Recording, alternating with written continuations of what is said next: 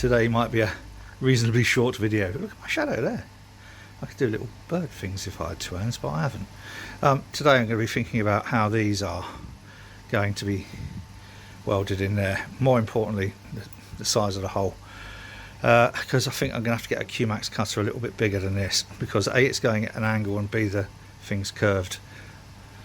Probably not as curved as the smaller kegs. However, it's this radius here that I'm really worried about. But first, people, you want to see this.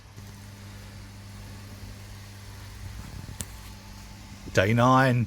Oh, it's really exciting. Do you know, I know, I'm fully aware of how childish I'm treating this advent calendar. I know I am. But it's such fun. And it's the anticipation. Not quite knowing what you're going to get. It's like a new girlfriend. You know, every day something different. Not that I've had a new girlfriend for many a year. The current one seems to be working fairly well. Oh God. If I push that over a little bit. Oh fucking hell. Do you know, I'm going to have to get some tape on this. Ah! Now that was worth the hassle. Definitely going to have to get some tape on there.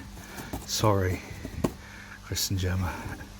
Now again, I've got this yeast upstairs. I haven't opened it or used it, but it's it's one of the Quickies, and Chris has got a video on his website.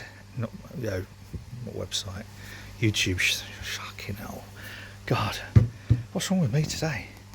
About making it. I think it was done in 3 days, completed in 3 days. So brilliant. Looking forward to this. Day 9 already. Oh crumbs. Right, that's going in the fridge. Let's think about what we're going to do with this. Here's the plan, boys and girls. I've got a couple of hole cutters of varying sizes, so I'm going to chop a hole in a piece of hardboard, and then drill a hole, cut a hole I should say, in a piece of hardboard, and see how this kind of fits. And see, also, Chris said get a magic marker about the size of your thumb.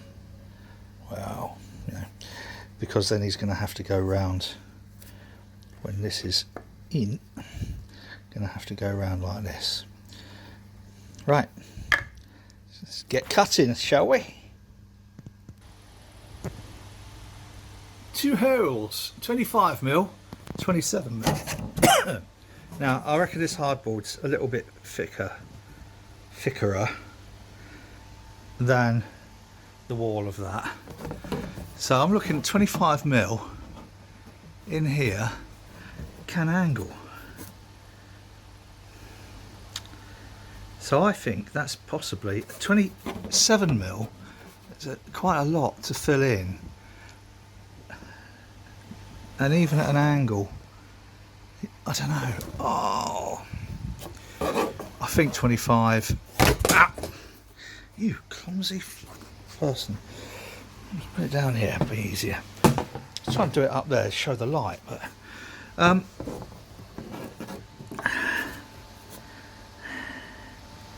there, you see, and you should have enough poking through for Chris to get his thumb, not his thumb, I just said thumb, to get his welding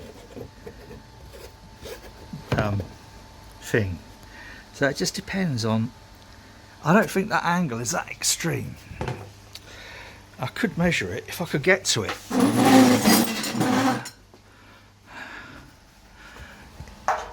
Right, so that's the angle that we've got to straighten out there. Now I could either get an angle measurer on it. That's what I'll do. I think I'll try and find an angle measurer. Now that's the angle.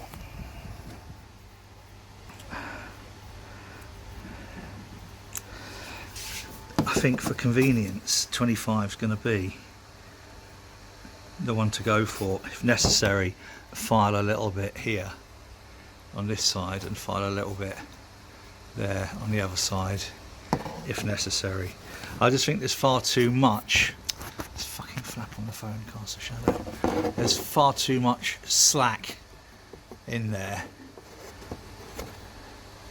and I don't think the angle needs to be that acute. Quite like an acute angle. So 25. I'll obviously run this through the circuits of the man who taught himself to weld, and that, I always just find that incredibly impressive. I'll have a go at MIG, and I'm not that good, as people will remember, with the pallet buster that I made and then had to go down and ask Jonathan Wilson's son to do it properly. Cheers, Lewis, if you ever watch this. Right, but TIG welding is a real craft, especially sanitary TIG welding, which is what this is. So that's where I'm at the moment. Comments below, but I think a Q-Max cutter at 25mm is going to be the thing to go for. See, told you it's going to be a short video today. It is. There's one more thing I've got to do though. It's that time that we've been waiting for. Bjorn again with the Quickie. Get it in glass. Blood sand. That is fruity. This must be one of those yeasts that bangs out the esters, because you can probably smell this from Doncaster. God, what are we gonna say about this? Rather pucker brew.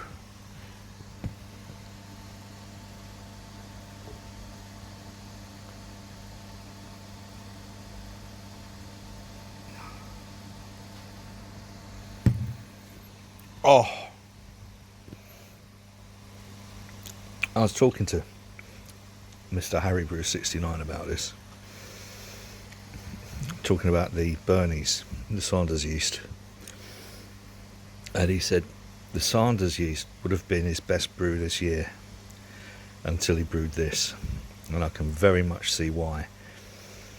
The flavour, the texture, the aroma, the mouthfeel, that lovely lingering fruitiness with a tiny bit of bitterness.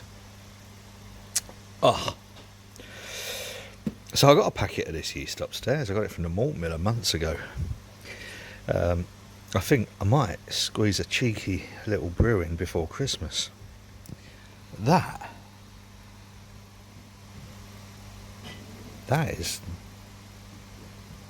is outstanding.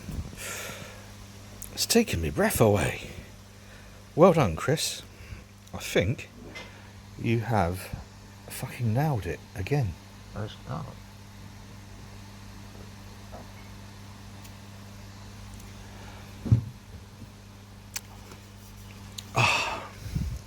And the thing is, I mean, that's 6.9. It hasn't got that alcohol-y sort of that you sometimes get once you tip over 6.5. That is just, sorry, I'm wibbling on now. Beautiful, nice one. If you like this rubbish, please feel free. Every time, isn't it? Every time now. Every time. So right, I'm going to leave a little space here for the little Christmas tree. Look, little Christmas tree goes here. If you like this rubbish, please feel free to subscribe to the channel. If you've got any thoughts on the getting the tri-clamps into that, please leave a comment below. Click like, because it makes me feel loved.